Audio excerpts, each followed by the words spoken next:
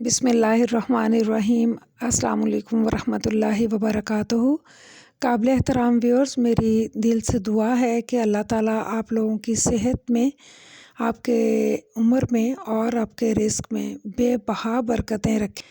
यहाँ पर मैं प्याज ब्राउन करने के ऊपर आज वीडियो बना रही हूँ। तो मैं अपने स्टूडेंट्स को, बेटियों को और अपने व्यूअर्स को कुछ बुनियादी बातें भी बताऊंगी कि अगर आप कुकिंग करने लगें तो कौन सी तैयारी पहले करेंगे।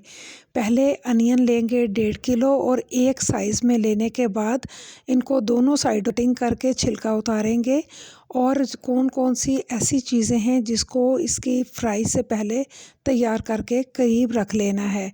और ये सलीका है, ये तरीका है वो है कि एक ट्रे में टिश्यूज़ को लगाइए। इसके साथ ही आपने एक कढ़ाई लेनी है, उसमें 2 स्ट्रेनर रखने हैं ताकि हम अनियन फ्राई कर सकें। इसको भी अपने पास चूल्हे के करीब रख लीजिए। और इसके साथ ही हम चॉपिंग बोर्ड लेंगे जहां हम अनियन काटेंगे नाइफ़ के साथ और स्ट्रेनर। ये पूरी तैयारी करने के बाद अब हम शुरू करेंगे। बिस्मिल्लाहिर्रहमानिर्रहीम। प्याज को आपने दरमियान से काट के इसके बारीक बारीक इस तरीके से कटिंग करते हुए नज़र आ रहे हैं। आपने इसको अच्छे से काट लेना है।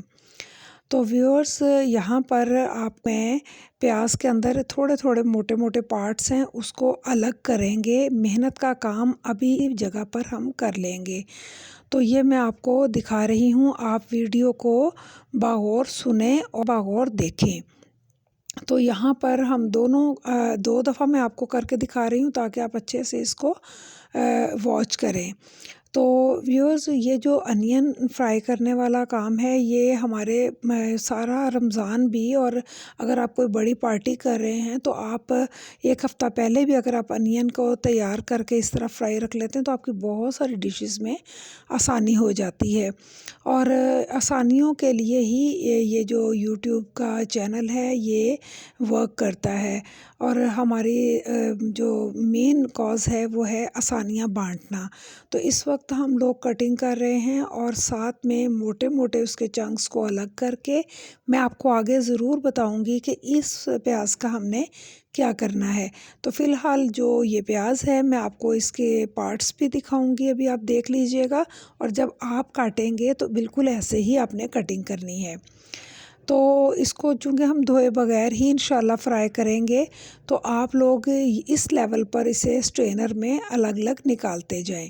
और मैं यहाँ फ्राई करने के बाद इसको ज़िप बैग में डाल दूँगी। और उसको अगर आप फ्रिज में रखते हैं व्यूअर्स तो आप इंशाल्लाह 1 माह 2 माह बआसानी नीचे फ्रिज में रख के वहाँ से लेके इस्तेमाल कर सकते हैं।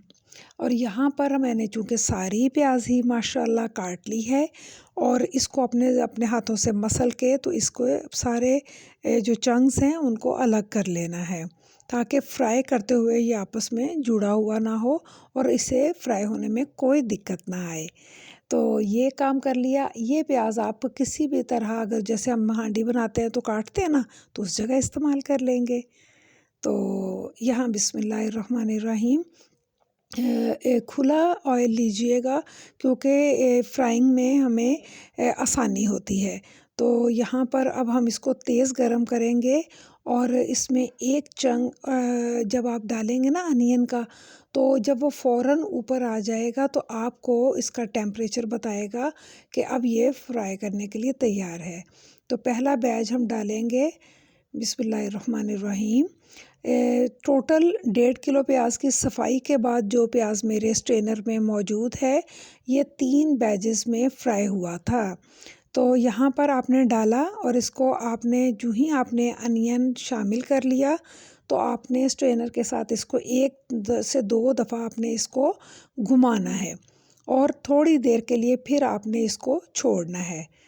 और तकरीबन आपको 3-4 मिनट के बाद जब आपका अनियन सारा ऊपर आ जाए तो आपने फिर हिलाना नहीं छोड़ना।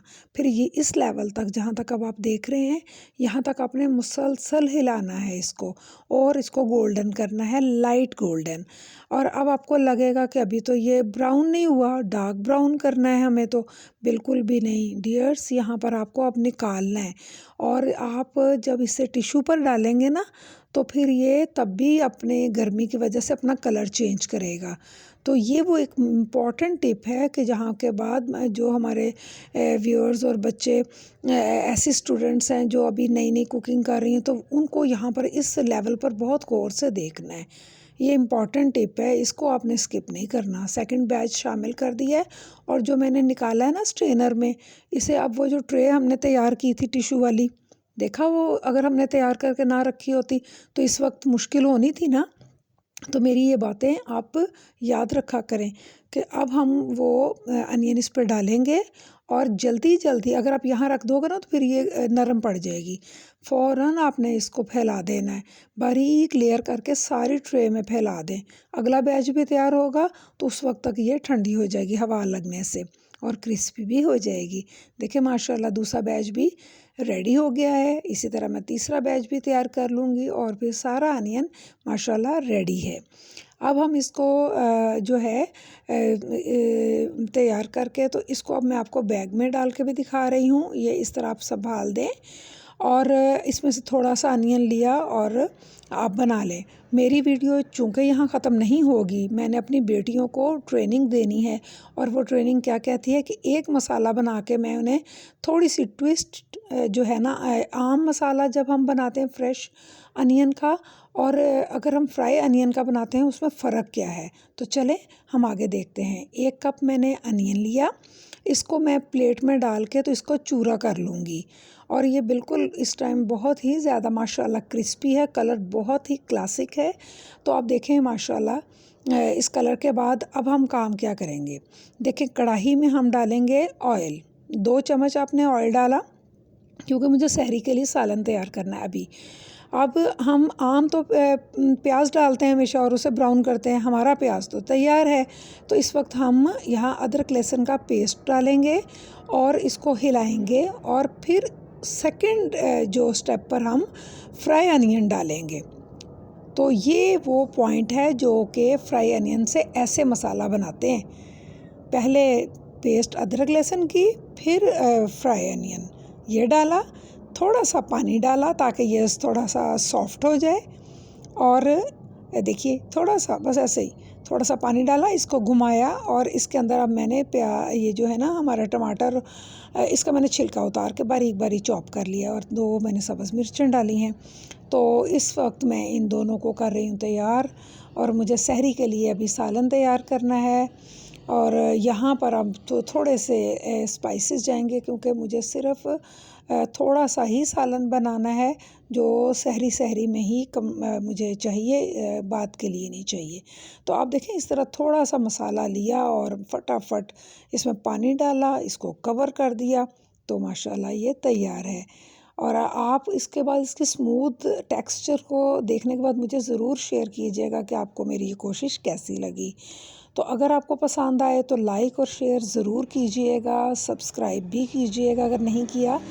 तो इसके साथ ही मुझे किसी आइंदा आने वाली डिश तक इजाज़त दें, मिलते हैं, तब तक के लिए अल्लाह निगहबान।